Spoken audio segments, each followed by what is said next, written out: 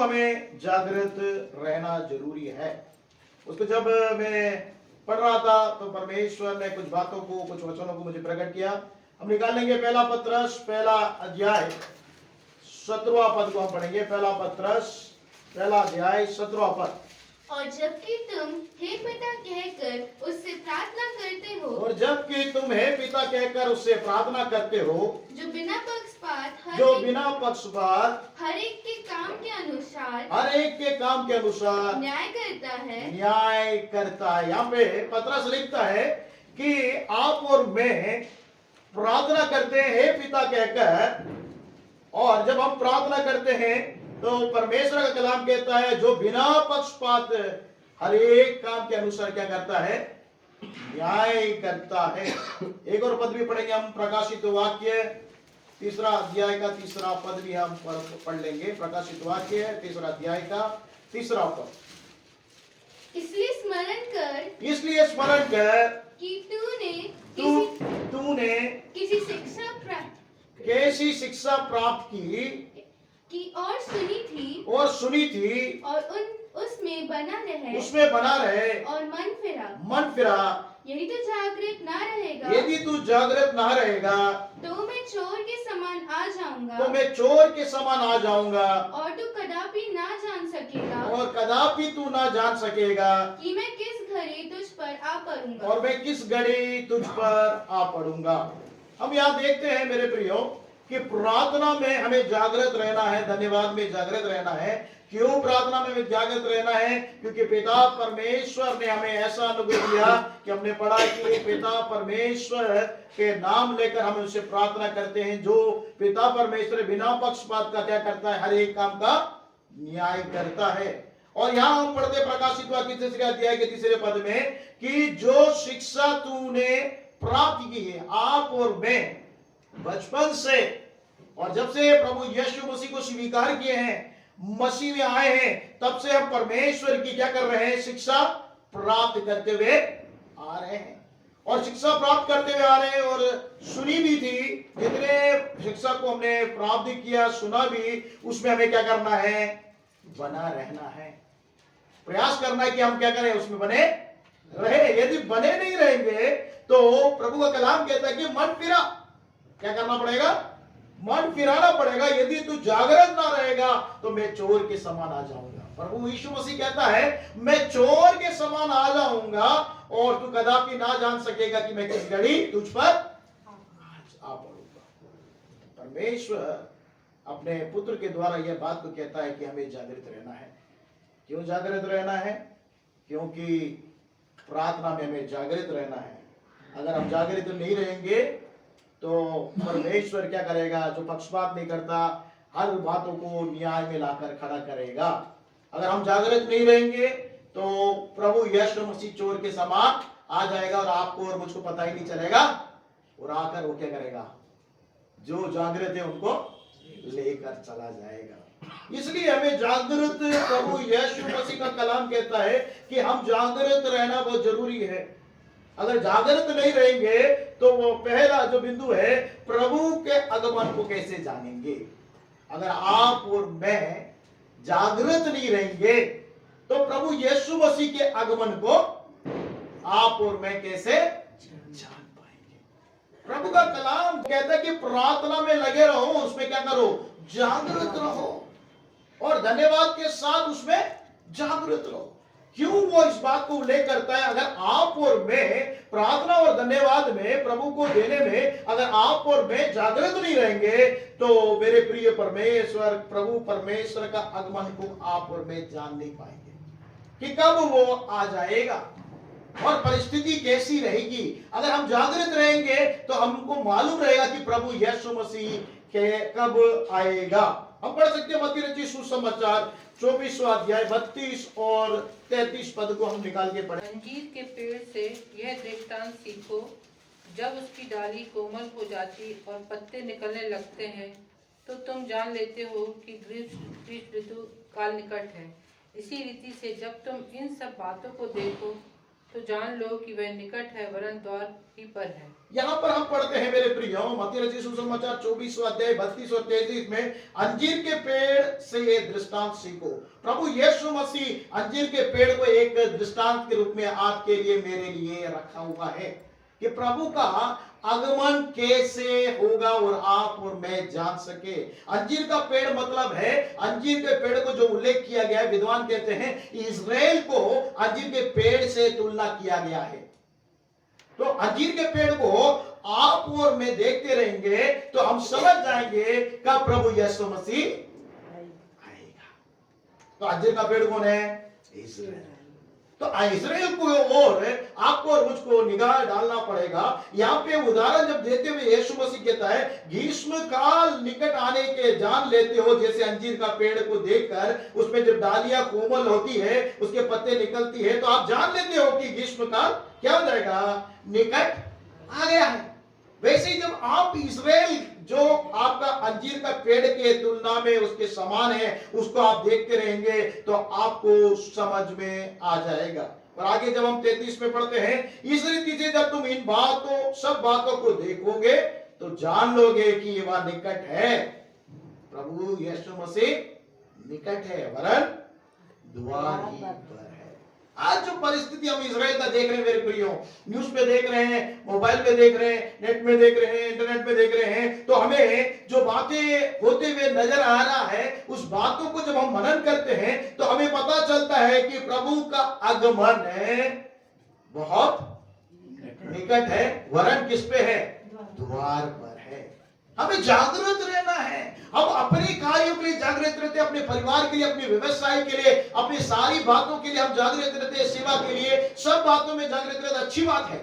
लेकिन एक और बात है जो प्रभु चाहता है, आप और मैं जागृत रहे कि प्रभु का आगमन के लिए आप और मैं जागृत रहे। और हम पढ़ेंगे मत्ती रचित सुसमाचार में 24वें अध्याय के 6 से लेकर 12 पद तक है। उसमें ये बातें को उल्लेख किया गया कि कैसे प्रभु आएगा, उस समय क्या क्या बातें होती जाएगी। इन बातों को आप और मैं जानना जरूरी है। पढ़िएगा। तुम लड़ाइयों और लड़ाइयों की चर्चा सुनोगे। तुम लड़ाई और लड़ाई की चर्चा सुनोगे। आज जो दुनिया भर में हो रहा है, आप और मैं क्या सुन रहे हैं, लड़ाई और लड़ाई की चर्चा सुन रहे हैं। इसका मतलब क्या है, प्रभु निकट आ गया है। आगे बढ़िए। तो घबरा न जाना, घबरा नहीं जाना। जब लड़ाई की बात सुने तो घबरा नहीं जाना, क्योंकि इनका होना अवश्य है। इनका होना अवश्य है, परंतु उस समय अंत न होगा। परंतु आप घबराना नहीं, उस समय क्या नहीं होगा, अंत नहीं होगा। अभी जो लड़ाइयां हो रही है वो सब सुनने के बाद भी आप धैर्य रखना कि आप ये नहीं सोचना कि अंत हो जाएगा। घबराने की जरूरत नहीं है, क्योंकि अभी क्या है, समय अंत नहीं आया है। आगे बढ़िए।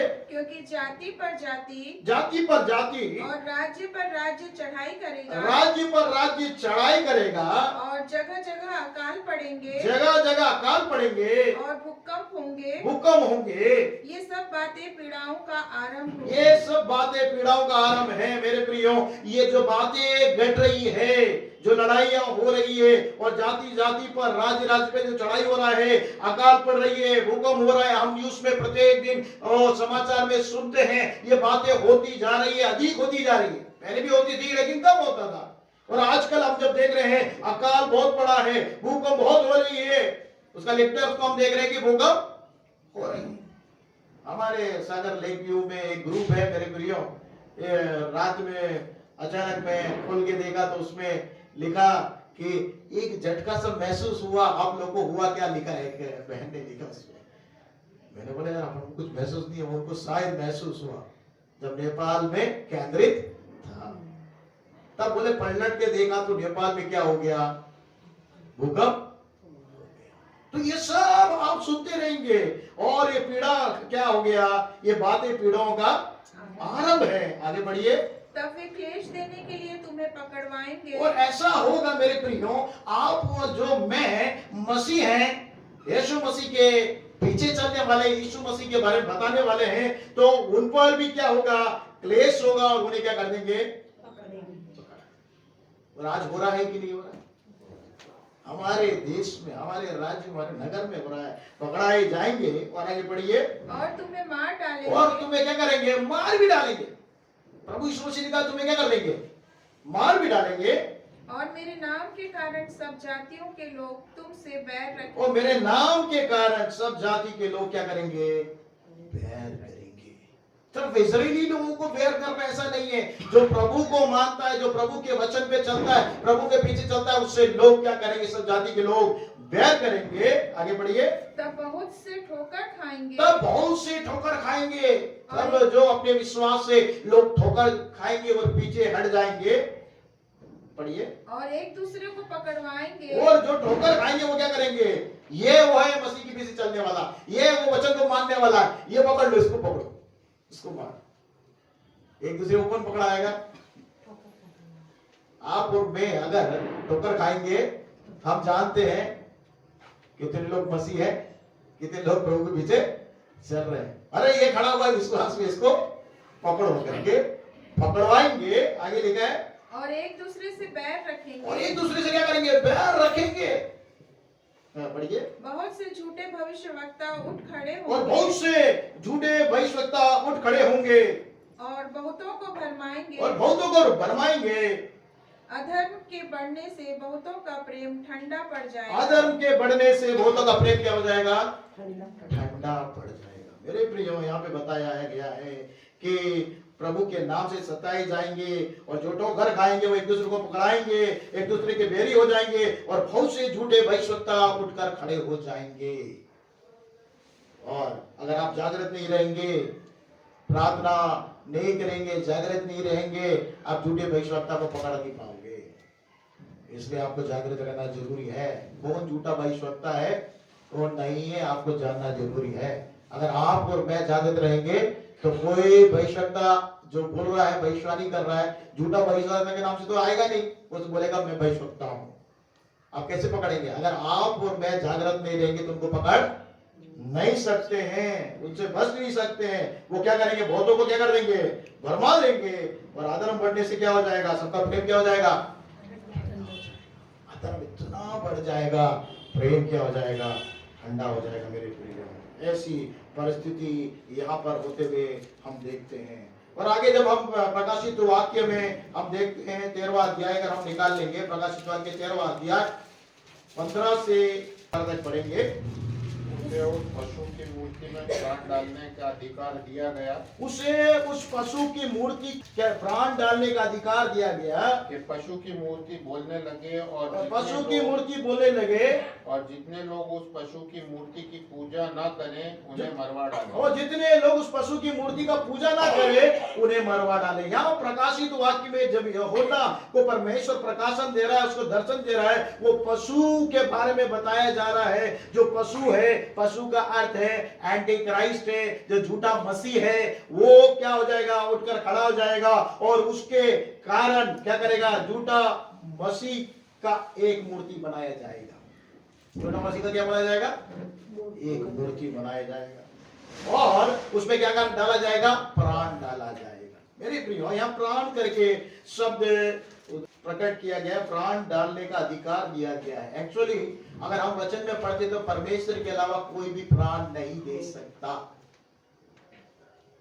लेकिन यूहन्ना को उस बात समझ में नहीं आया कि कैसे वो कार्य करेगा करके समझ में नहीं आया, इसलिए उसने इस बात का यहाँ पे उल्लेख कर दिया, प्राण डालने का अधिकार दिया जाएगा। आप और मैं जानते हैं यहोवा परमेश्वर के अलावा कोई भी किसी को प्राण नहीं दे सकता। तो यहां पर वो प्राण डाला जाएगा। क्यों कहता है कि प्राण डाला जाएगा? क्योंकि पशु जो मूर्ति बोलने लगेगी, मूर्ति क्या करने लगेगी, बोलने लगेगी, सब अचंभित हो जाएंगे। अरे मूर्ति, आज तक मूर्ति बोलते हुए हमने सुना नहीं, और मूर्ति क्या करने लगी, बोलने लगी। अगर आज आप और मैं जागृत होकर वो संसार की बातों को, विज्ञानों को आप ध्यान करते हैं, देखते हैं, तो वहां पर एआई करके, आर्टिफिशियल इंटेलिजेंस के द्वारा आज जो है बहुत से कार्य हो रही है। आप लोग को शायद अगर जागृत रहते आपको मालूम होगा, और ये लेवल इतना बढ़ जाएगा, न्यूरो लेवल तक बढ़ जाएगा, और न्यूरो लिंक तक उसमें ऐड करके एआई से जोड़कर वो आपकी मनसा को भी जानते हुए बातें करना शुरू कर देगा। ऐसा बातें तैयारी होती जा रही है। आप लोग अवेयर है मालूम नहीं, आप लोग जागृत है मालूम नहीं। एआई इतनी फास्ट ग्रोथ करती ही जा रही है मेरे प्रियो। वो एआई में इतनी बातें आप देख पा रहे हैं। यदि आप YouTube में अगर सॉन्ग देख रहे हैं या कुछ भी चीज आप देख रहे हैं तो बिना बताए वो एआई क्या करता है, वो प्लेटफॉर्म लेके देता है कि ये गाना सुनना पसंद करता है तो बहुत सारा आप खोलते ही बहुत सारा गाना आ जाएगा। अगर आप कपड़ा देखना पसंद करते तो बहुत सारे कपड़े ऑटोमेटिक आप सोचोगे अरे ये कैसे आने लगा सुन। अगर आप बात भी कर रहे हो कि आपका नेट चालू है तो ऑटोमेटिक क्या कर रहा है, स्मार्ट मोबाइल है तो ऑटोमेटिक आप सोचोगे अरे हम लोग बात कर रहे थे इसमें कैसे दिखाई दे रहा है। ये आर्टिफिशियल इंटेलिजेंस इतना एआई इतना बढ़ गया है कि आप मुंह से बात कर रहे हैं, आपका नेट चालू है, वो क्या कर रहा है उस बातों को रिकॉर्ड करता है। फिर एक हमारे जो मीनाल का मकान हम लोगों ने जब भेजा तो वहां पर एक आईटी के प्रोफेसर थे, उन्होंने बोला मुझसे बात करते हुए इस बारे में बातचीत चल रही थी कुछ, तो उन्होंने बोला कि मुझे एक ट्रेनिंग में भेजा गया। वहां ट्रेनिंग में बताया गया स्मार्ट टीवी के बारे में बताया गया। अगर आपका स्मार्ट टीवी बंद भी रहेगा, स्विच ऑफ भी रहेगा, सामने क्या हो रहा सब कुछ रिकॉर्ड होता रहता है।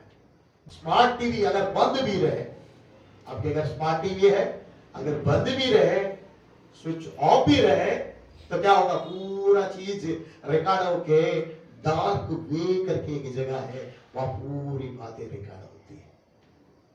और जब इंटेलिजेंस लोग पूछते हैं तो डार्क वे वाले उस बातों को प्रकट करते हैं। ऐसी बहुत सी वारदातें को पकड़ते हैं जो दुष्परिमाण वाले देश में हुए, उस सारी बातों को पकड़ा जाता है। कितना एडवांस हो गया मेरे प्रियो। अब देखिए यहाँ पर देखिए वो मूर्ति की वो क्या कर रहा है, वो मूर्ति को क्या करेगा, वो एआई के द्वारा उसको नेट लिंक के द्वारा उसको ऐसा न्यूरो का फंक्शन किया जाएगा और आपके मोबाइल में जो आप सोचते हैं कस्टमर आपसे बात कर रहा है। मैं चेन्नई में गया था एक जगह प्रचार करने के लिए, तो आते समय एक भाई जो है मुझे कार में लेके गया, हम लोग कार में गए तो आते समय जब बात कर रहे थे बोल रहे थे कि आप लोग सोचते हैं कस्टमर डीलिंग जो फोन हो रहा है कस्टमर आपसे बात कर रहे हैं, नहीं बोलते कि 75% कस्टमर आपसे बात ही नहीं करते। बोले कस्टमर के वॉइस के अनुसार पूरा कंप्यूटराइज है, आपसे बात करेगा, आप जो भी क्वेश्चन पूछेंगे उसका कम से कम 99.9% आपको जवाब देगा। आपको पता ही नहीं चलेगा कि कोई व्यक्ति बात कर रहा है या कंप्यूटर बात कर रहा है, उसी आवाज में वो बात करेगा। और जब उसको लगेगा कि उसके आपने ऐसा कोई क्वेश्चन पूछ लिया, ऐसा कोई पूछ नहीं सकता लेकिन पूछ लिया, तो वो क्या करेगा, हमारे एग्जीक्यूटिव के पास हम ट्रांसफर करते हैं करके बोलेगा। आपको बैठे सोचेंगे अरे कोई किसी व्यक्ति से हमें बड़ी बात हो रही है, कितना एडवांसमेंट हो गया मेरे प्रियो। हम जागृत रहना जरूरी है, वचन के माध्यम से हमें इस बातों को जानना भी जरूरी है। आगे आप जब देखते हैं, आगे 16वां पद में हम पढ़ते हैं, वहां पे लिखा है उसमें छोटे बड़े धनी कंगाल स्वतंत्र दास सबके दाहिने हाथ या उनके माथे पर एक एक छाप करा दी, एक छाप दी जाएगी। आपके क्या दिया गया है, दाहिने हाथ मीन्स राइट हैंड में और माथे में एक छाप दी जाएगी। आप सोचते हो कि है तो होने वाली बात है कि नहीं, ये प्रोसेस शुरू हो गया है। बहुत सी कंट्रियों में इसको लागू किया जा रहा है ना।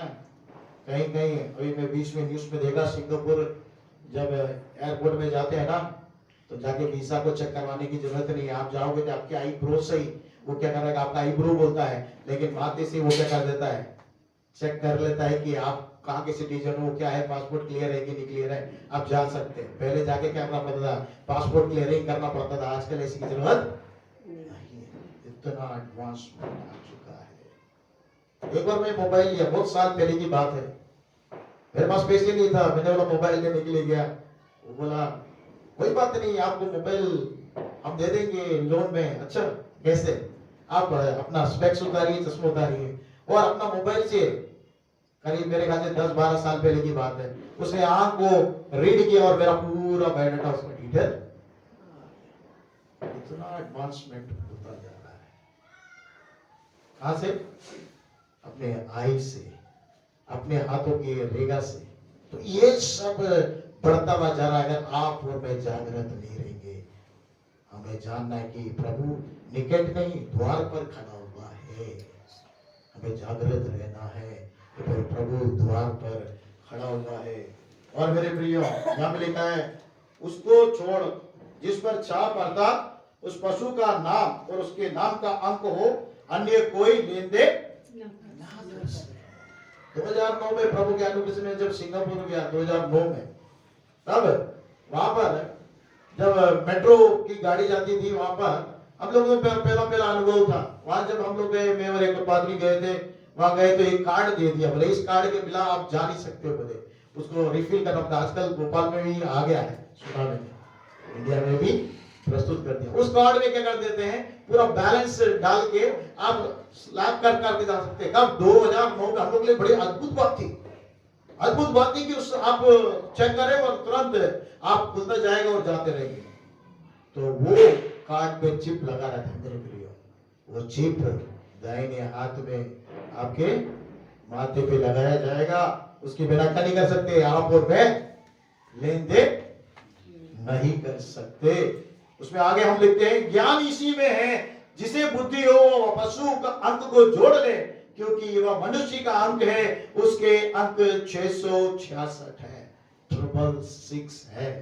जोड़ कर देखना है। अगर 666 आपके सामने आ जाएगा तो आप लोग अवेयर हो जाओगे कि 666 क्या है, शैतान का अंक है, एंटी क्राइस्ट का अंक है। आप और मुझे को मालूम चल जाएगा। लेकिन इसमें लिखा गया है, ज्ञान इसी में है कि जिसे बुद्धि हो वो क्या करे, पशु के अंकों को क्या करे, जोड़ कर देखे। जोड़ के देखेंगे तो मनुष्य का अंक आप और मैं समझ पाएंगे। इसलिए आप और मुझको क्या होना जरूरी है, प्रार्थना में भी अवेयर होना है, और संसार में क्या चल रहा है, प्रभु की निकटता कैसी आ रही है, उसमें हमें ध्यान देना जरूरी है। और मेरे प्रियो, वो अंक अगर आप और मैं लेंगे तो निश्चय कहां डाल दिए जाएंगे, अनंत कुंड में, अग्नि में डाल दिए जाएंगे। इसलिए हमें नहीं लेना है। अगर प्रभु का आगमन पहले है तो हम उठाना है, उठा लिए जाना है। आगे हम देखते हैं, अगर आप जागृत नहीं रहेंगे तो प्रभु के आगमन को नहीं जानेंगे। अगर जागृत नहीं रहेंगे तो प्रभु के लिए अपने आप को तैयार नहीं करेंगे। दूसरा बिंदु है, अपने आप को क्या नहीं कर पाओगे, तैयार नहीं कर पाएंगे। आपको और मुझको प्रार्थना में जागृत रहकर अपने आप को दूल्हे से मिलने के लिए दुल्हन कलीसिया क्या करना है, अपने आप को तैयार करना है। वचन के द्वारा परमेश्वर आपको और मुझको क्या कर रहा है, तैयार करना चाहता है। हम एस्तर की किताब अगर हम निकालते हैं, निकालिएगा एस्तर की किताब 2 अध्याय 12 और 13 पद, वहां पर एस्तर और वहां पे जितनी भी कुंवारियां आई थी राजा के लिए, वहां पर लिखा गया है, एस्तर की किताब 2 अध्याय 12 और 13 पद को अगर हम पढ़ते हैं, वहां पर लिखा है कि उनको तैयार किया जाता था राजा से मिलने से पहले। वहां पे लिखा है, एस्तर 2 अध्याय 12 पद से पढ़ेंगे, 12 और 13। जब एक एक कन्या की बारी आई कि वह श्रेष्ठ राजा के पास जाए, और वह उस समय हुआ जब उसके साथ स्त्रियों के लिए ठहराया हुआ नियम के अनुसार 12 माह तक व्यवहार किया जाए। कितने महीने तक? 12 महीने तक। उसकी तैयारी कितनी हो रही है?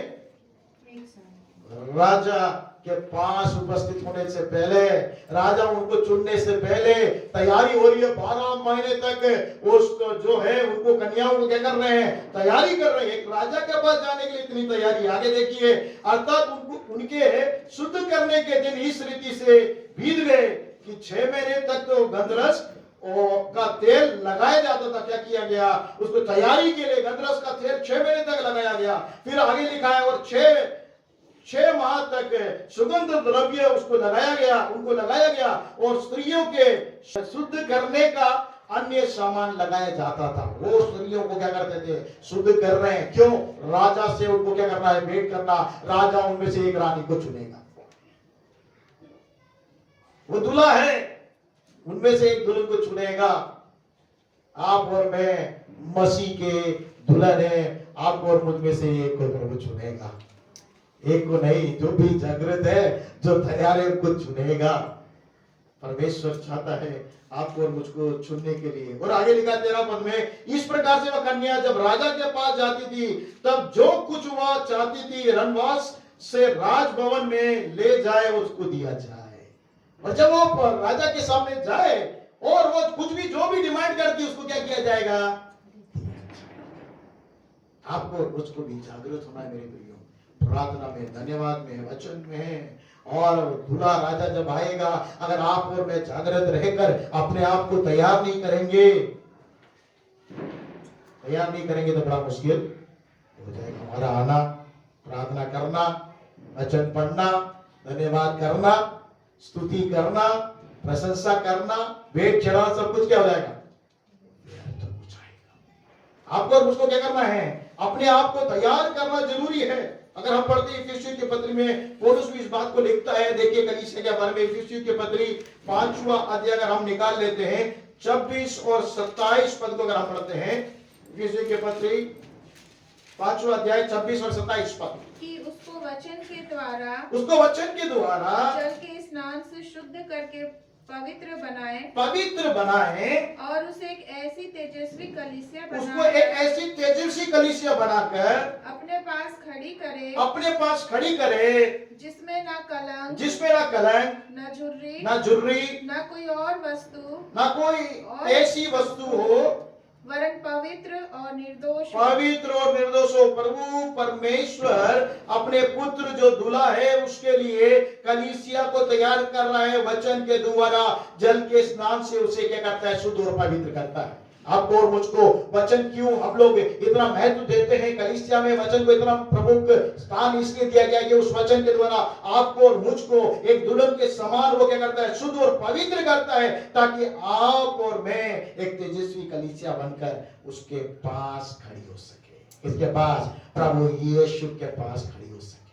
आपको मुझको जागृत रहना है, अपने आप को शुद्ध और पवित्र होना है उस वचन के द्वारा। एक तेजस्वी कलीसिया बनना है कि प्रभु के पास खड़े हो, जिसमें ना तो कलंक है, हमारे अंदर में क्या नहीं होनी चाहिए? कलंक नहीं होनी चाहिए, ना झुर्री होनी चाहिए, ना कोई ऐसी वस्तु नहीं होनी चाहिए, परंतु पवित्र और निर्दोष आप होना चाहिए। ये कलीसिया का स्टैंडर्ड है जो प्रभु लेकर जाएगा। कोई भी कलीसिया जो स्टैंडर्ड को प्राप्त नहीं करेगी वो प्रभु के पास नहीं जाएगी।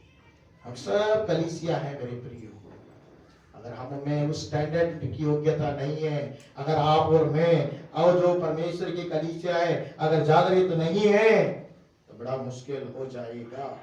और हम पढ़ते हैं दूसरा कुरिन्थियों, जल्दी से चलेंगे हम, दूसरा कुरिन्थियों 11वां अध्याय, और उसमें कहता है इस बात को 11वां अध्याय के 2 और 3 पद को भी पढ़ लेंगे।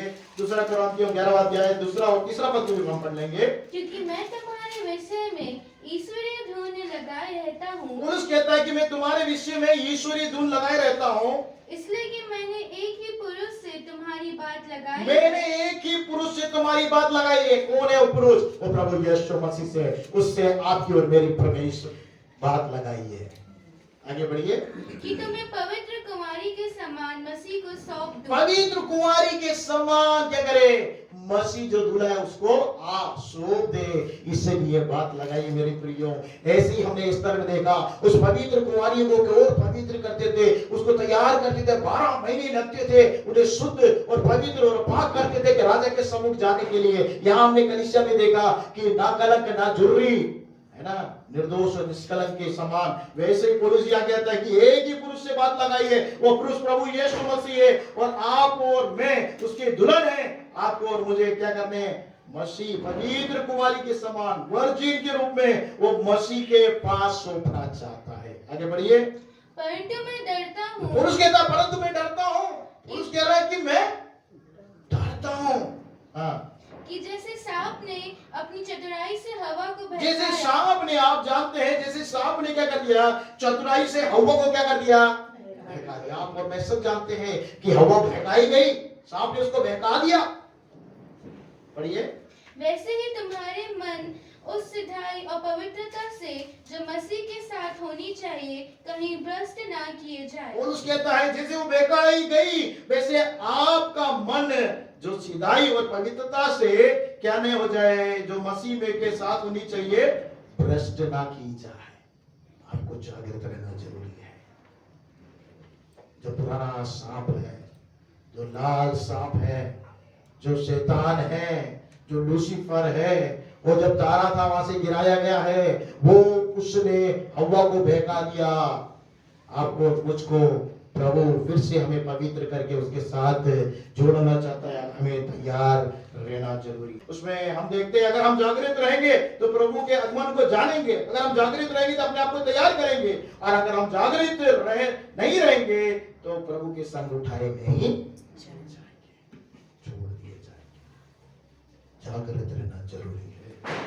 हम पढ़ेंगे मत्ती रचित सुसमाचार 24वां अध्याय 40 से 42। उस समय 2 जन खेत में होंगे, उस समय 2 जन खेत में होंगे, एक ले लिया जाएगा एक ले लिया जाएगा और दूसरा छोड़ दिया जाएगा। दूसरा छोड़ दिया जाएगा। एक जागृत है वहां पर, वो ले लिया गया। 2 स्त्रियां चक्की पीसती रहेंगी, अगर 2 स्त्रियां चक्की पीसती रहेगी, एक ले ली जाएगी एक ले ली जाएगी और दूसरी छोड़ दी छोड़ दी जाएगी। ध्यान दीजिए यहाँ पर, थोड़ा रुकिए, ध्यान दीजिए कि 2 जन के बारे में जो खेत में काम कर रहे, खेत में मतलब कार्य कर रहे हैं। अगर आप कार्य भी करते रहे, आप बिजनेस कर रहे हैं या वर्क कर रहे हैं, पढ़ाई कर रहे हैं, कुछ भी कर रहे हैं, कोई भी काम करें, लेकिन आप जागृत रहना जरूरी है।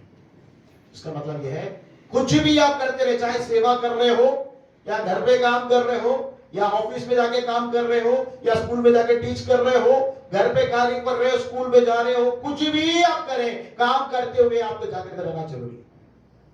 जो व्यक्ति जागृत, यहाँ पे लिखा है 2 जन खेत में होंगे, एक जागृत है, वो ले लिया गया, दूसरा क्या हो गया, या 2 स्त्रियों के बारे में बता रहा है। 2 स्त्रियां काम कर रही है, चक्की पीस रही है, और जो जागृत स्त्री थी उसको प्रभु ने ले लिया और एक को छोड़ दिया। आगे बढ़िए।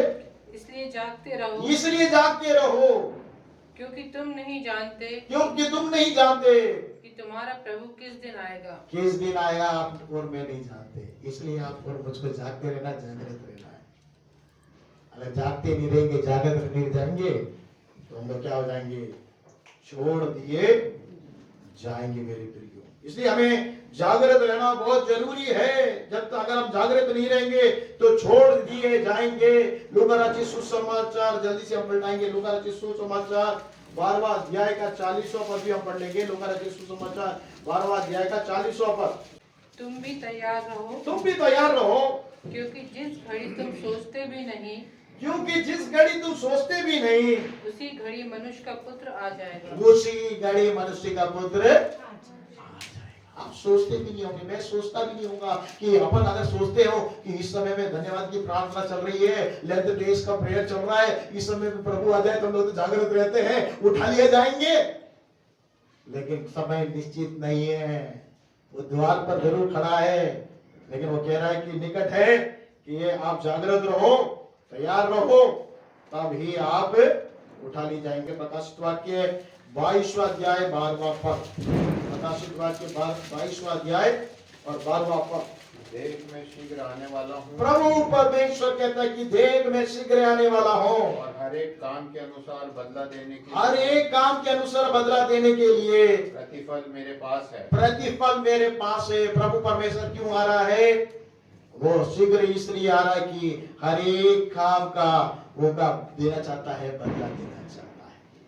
अगर आप जागृत रह के कार्य करेंगे, प्रार्थना करें, धन्यवाद करें, काम करें, कार्य करें, कुछ भी करें, लेकिन हमारी आत्मा तैयार रहनी चाहिए, जागृत रहना चाहिए। और जो संसार में हो रहा है उस सब बातों को हम ध्यान करते हुए अपने आप को तैयार करना है। हमें अशुद्धता से शुद्ध होना है, हम निर्दोष निष्कलंक बनना है, बिना झुर्री के बनना है। जैसे एस्तर ने अपने आप को तैयार किया, वैसे आप और मैं जागृत रहेंगे तो प्रभु क्या करेगा, हमें उठा लिए जाएगा। मात्र नहीं, हमारे प्रतिफल भी परमेश्वर देगा, रिवार्ड मिलेगा।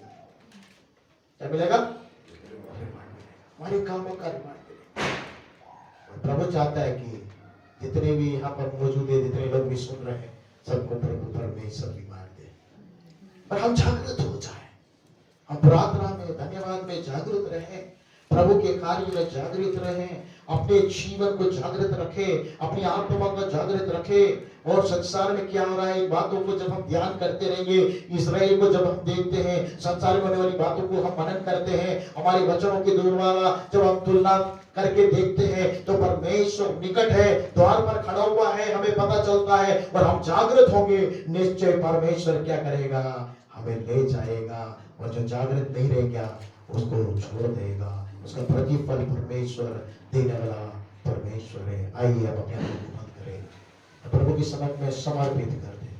जैसे यस्तर ने अपने आप को रहनवास के हाथ में समर्पित किया, यस्तर के बारे में बताया गया, जहां वहां नियुक्त किया गया था उससे ज्यादा यस्तर ने कुछ भी वस्तु नहीं मांगा।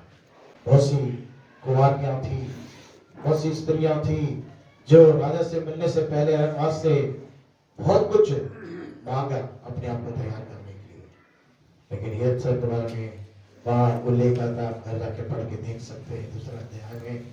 यस्तर ने और कोई बात डिमांड नहीं किया, वहां जो दिया गया था उस बात के अलावा कुछ भी डिमांड नहीं किया। पवित्र आत्मा हमें शुद्ध करने वाला, पवित्र करने वाला, निर्दोष निष्पाप करने वाला, बिना जुर्रियों को बनाने वाला, हमें रूपांतर करने वाला, हमें जागृत करने वाला है। जागृत करने के लिए हम तैयार हैं। अगर हम जागृत रहेंगे प्रार्थना में, धन्यवाद में, प्रभु में, अगर हम जागृत रहेंगे, कोई भी काम क्यों ना करते रहे, प्रभु जब आएगा आपको और मुझको उठा लिया जाएगा। बोलना आसान है मेरे प्रिय, सुनना आसान है, लेकिन आप और मैं जागृत रहना परमेश्वर चाहता है। अगर आप जागृत रहेंगे तो प्रभु का आगमन को जान पाएंगे। अगर आप जागृत रहेंगे, अपने आप को तैयार करेंगे, अगर आप जागृत रहेंगे, प्रभु जब आएगा आपको और मुझको उठा लिएगा, और उसका प्रतिफल परमेश्वर हमें देगा। अपने जीवनों को जांच कर देखें, अपने जीवनों को प्रभु के हाथ में समर्पित करें। समय बहुत निकट है, जो बातें हो रही है, हर बात को हम देख रहे हैं। अगर आप जागृत नहीं रहेंगे, संसार तो संसार के कार्य में लगी रहेगी, अभिलाषाओं में लगी रहेगी, लालसा में लगी रहेगी, लेकिन मसीह लोग जागृत रहना है। प्रभु चाहता है आप और मैं जागृत हो जाए। प्रभु से प्रार्थना करेंगे, प्रभु मुझे जागृत कर, प्रत्येक दिन जागृत कर, हर क्षण में जागृत रहूं। कब प्रभु तू आएगा मैं नहीं जानता, मैं नहीं जानती, लेकिन जब आप आए मुझे आपके साथ उठा दे। ऐसा अनुग्रह चाहिए, मुझे शुद्ध और पवित्र पाक। परमेश्वर प्रभु यीशु मसीह के नाम से पिता तेरे सम्मुख में समर्पित कर। आप चाहते हैं कि हमारी आत्मा जागृत रहे, चाहे हम सोते हो, चलते हो, काम करते हो, कार्य करते हो, कैसी भी परिस्थिति, हमारी आत्मा हमेशा जागृत रह सके। प्रार्थना में, धन्यवाद में, प्रभु के संग में जागृत रह सके। निश्चय प्रभु चाहता है कि आपसे और मुझसे स्नेह करता है, प्रेम करता है, और चाहता है कि आपको और मुझको रिवार्ड, प्रतिफल मिले। हमें ले जाना चाहता है, छोड़ना नहीं चाहता मेरे प्रिय। आप और मैं जागृत रहेंगे तो निश्चय परमेश्वर हमें उठा ले लेगा, और हम आनंद प्रभु के साथ आनंद तक करते रहेंगे। प्रभु ऐसा अनुग्रह हम सबको दे। सुनने वाले मेरे प्रियजन और प्रभु तेरे दास दासी, जितने भी प्रियजन सुन रहे हैं, सबके जीवन में ऐसा अनुग्रह प्रदान करके सब जागृत रह सके, तेरे नाम की महिमा करे, जी सके, तेरी महिमा करे। सारा आदर महिमा आपको समर्पित करते हुए इस प्रार्थना को यीशु मसीह के नाम से मांगते हुए समर्पण कर देते हैं।